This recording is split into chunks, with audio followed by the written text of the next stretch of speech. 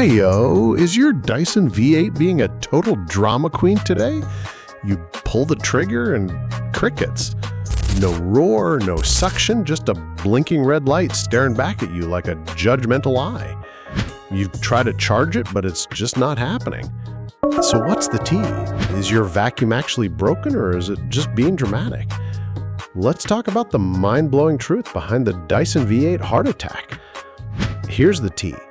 While you might think the motor has given up the ghost, 90% of the time your vacuum is just suffering from a faulty heart, aka a tired battery. These high-performance lithium cells have a fixed heartbeat count. Once they hit their limit, they simply refuse to wake up or take a charge, often flashing that dreaded red light of despair.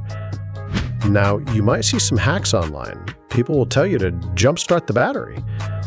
You might think, I'll just DIY law, buy a cheap battery online and play surgeon.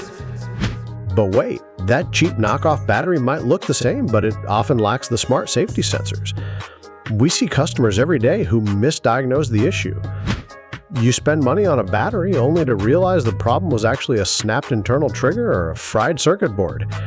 Now you've wasted money and you still have a dusty floor.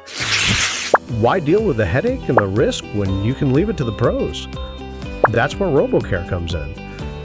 At RoboCare, we don't just swap parts, we perform a full health check. We use genuine parts. We check the triggers, deep clean the internals, and ensure your Dyson V8 isn't just running, but running like it just came out of the box. Look at that. After RoboCare service, the suction is back to 100%, the runtime is restored, and that annoying red light is gone for good. It's not just running, it feels like it just came out of the box. Ready to revive your Dyson?